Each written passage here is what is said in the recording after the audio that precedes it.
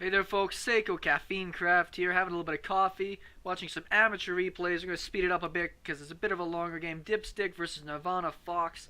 This is Platinum League, one of the first games Dipstick sent me since he got into Platinum League. Excited because he used to struggle so much against protoss, but he said he had some nifty strategies to go over that I figured we could talk about a bit today. I'm rolling a coffee with, I don't know if you guys like doing this, there's like this powdered espresso stuff that you generally just supposed to do with water, but if you put that in your coffee, it gives you just this little bit of extra launch to your day. Oh man, good stuff. Going to be taking this gas nice and early. That generally allows you to go into that good fast factory play. Our opponent up here, NirvanaFox. Seems to be the standard place to build these things as a protoss player. Helps wall off against things that might be flying around there. Makes it a bit easier to deny Reapers. He's going for a really fast probe scout, and out comes the SCV. Scouting, pretty critical even in 4-player maps, maybe even more so in 4-player maps. Know where your opponent is. If you can see the probe, and he hasn't seen you yet, very likely that you're not following it back to the base. So I think Dipstick might have been able to save himself a little bit of time there. Oh well, he will scout soon enough. Smartly putting his supply depots on the corners of his bases. That way you'll be able to see weirdness that comes in. It's probably better to put it over on this side. That way you'll be able to tell if there's stalkers going to be warping in as part of a blink play. Reactor opening with no units. Bit riskier, but it is a 4-player map, so I'm sure he's going to be just fine. Did the Protoss player see the Terran? Did not, actually. He's just heading home now. Boosting out probes. Cybernetics core is on the way. I worry sometimes just building these kind of units as Protoss. I believe there's no room to land behind this, but if there ever is, you build stuff in this way, the problem is that it's very easy to just drop units behind there that you can't get to. I'm a big fan of proxy play as a Protoss player. When you build stuff inside of your base and you can just go and see it, did Dipstick go and see it? Better go and see it. We're following his view right now. And he does see it. Very, very important to be able to tell when that is. Woo, Urkels!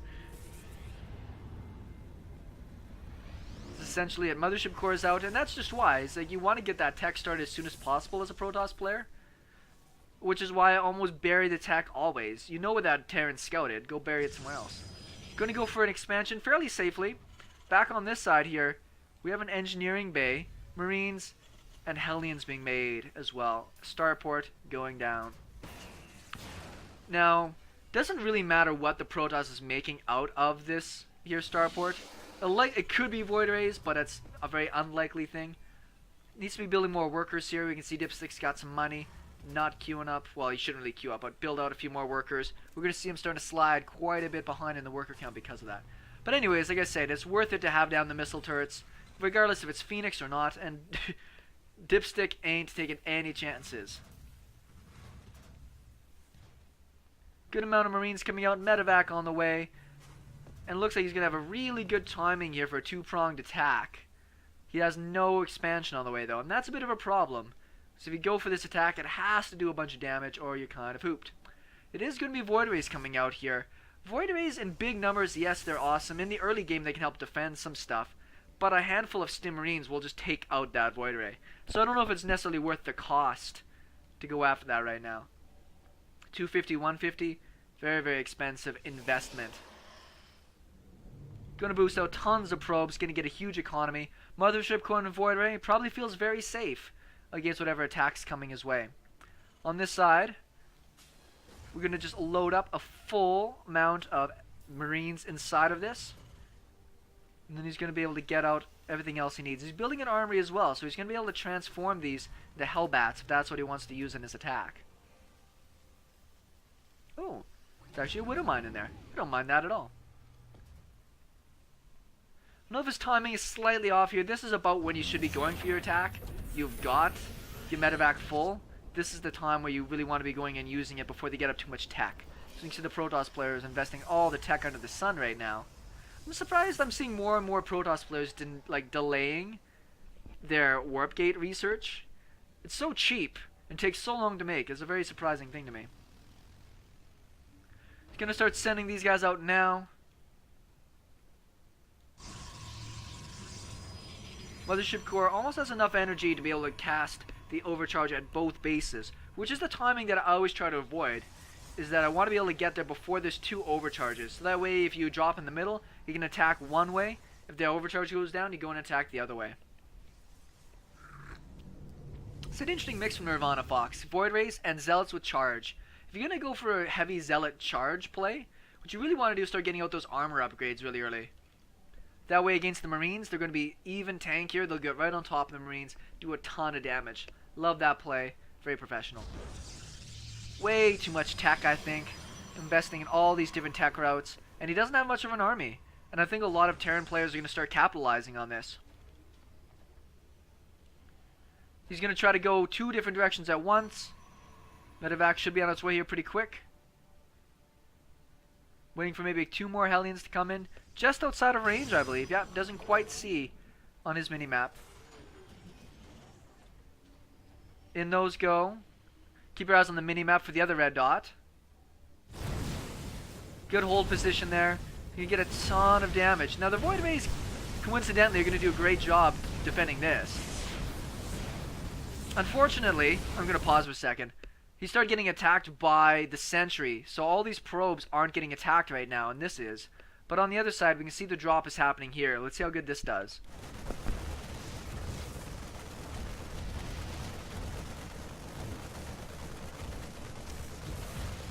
So much damage. And I think he might have target fired that as well. That was a great shot from the Widow Mine. Protoss player, a little bit too distracted. He's going for the pylon. I think getting the probes is probably smarter. Personally, that's just my thought. Not too sure what the Protoss player is focused on right now. There, finally he's got that taken care of. But this was his whole army, essentially. These Void Rays. Just gets out of there in time. Almost no army. That's the risk you take.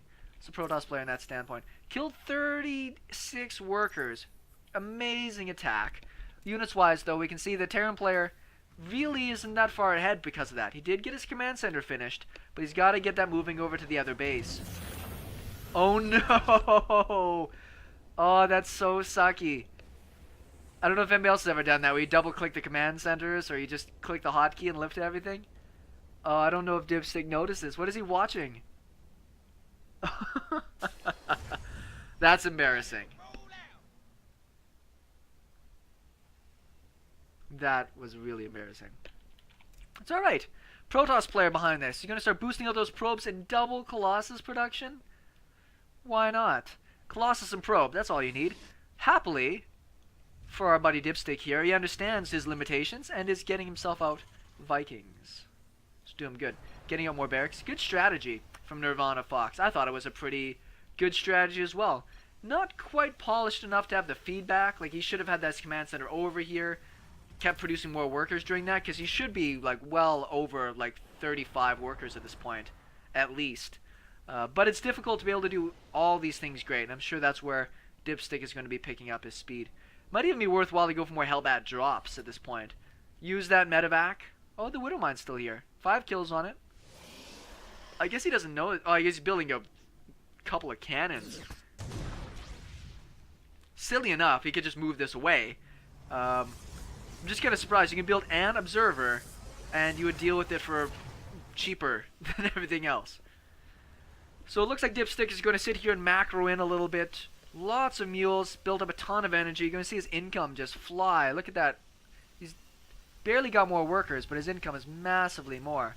Power of the mules. Could be working on those upgrades as well, but he is getting his spending fairly low. He's not even overly queued up on stuff, so at least he got most of his money spent here. He's going to have to start building a bit more. Those Marauders are nice. Vikings 2 at a time, very expensive. Make sure he gets all this production hotkeyed up. He does on number 5.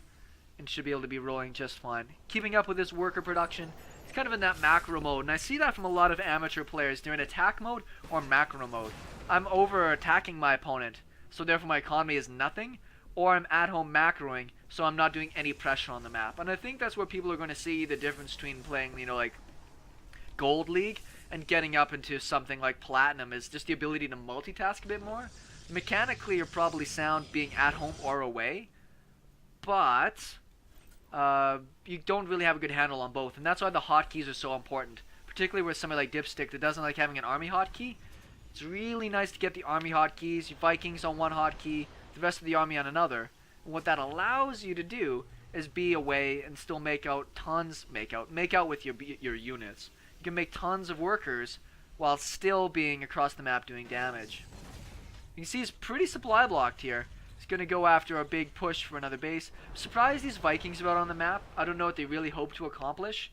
I mean, they might go for a snipe, but if he runs into somebody with a lot of blink stalkers and he loses these, it'll be very expensive. He really needs those units on the map. Keeping his money pretty low, is up by a good amount of supply. Units-wise, still has a slight economy lead. Now he's just going to have to start bringing everything together. This is kind of cheeky. A little bit of a misclick there. Could probably even get a little bit more damage in on some of these. Colossus look big, but they're really not that tough. He's actually making Phoenixes now. That was a great snipe. Totally worth it. This is just silly, by the way. Vikings are pretty darn good on the ground. But he should be running away with those things pretty quick. They're a little bit too expensive. He's trying to focus down the Nexus. I don't think he's going to get it. What's up with this Protoss player? He doesn't even have all of his gateways transitioned over. Oh, man.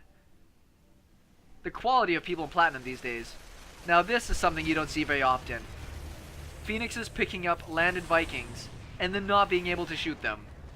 How silly is that?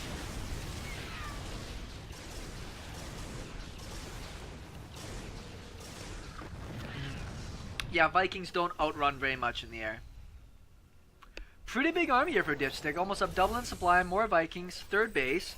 We're going to see his economy is just really starting to take it. Look how many workers he has now. He's going to keep building them. You really want to get up to, 70 or 80, which by this point in the game, once again, this is amateur. You'd really want to be at that level. It's just difficult, once again, to know between, attacking and defending. Being macro-oriented. Spending his money on more production. Finally getting those upgrades underway. I'm not going to give him too hard of a time about that because his opponent has been doing dick all with his upgrades. Look at these gateways not even making stuff or transitioning over. Just sad. And now he's making Vikings as though he's going to be able to keep up against what his opponent is doing. Regardless. Good army, more production, more gas. I like the position the Dipstick is in right now. Well, who wouldn't, knowing what his opponent is at?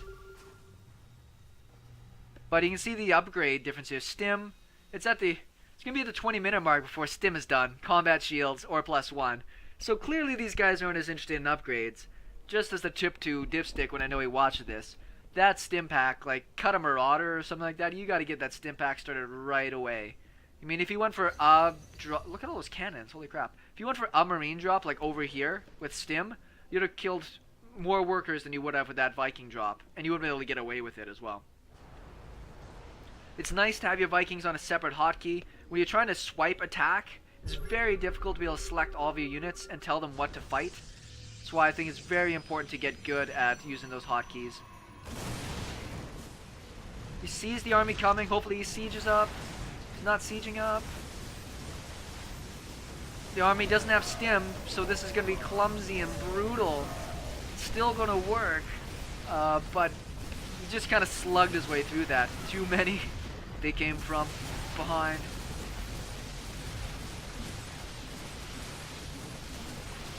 Pretty fun game there out of Dipstick. I'm pretty happy with the strategy. Like, he's thinking in the right direction.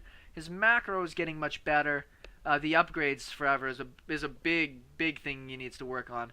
And then, yeah, just keeping up with that macro. Once you get really good, you realize that, man, I got to keep building supply depots and stuff to keep up with my giant army that I can make now. So once you play more of those games, you get better at it. SeKo Starcraft, thanks everybody for watching, and we'll talk with you later.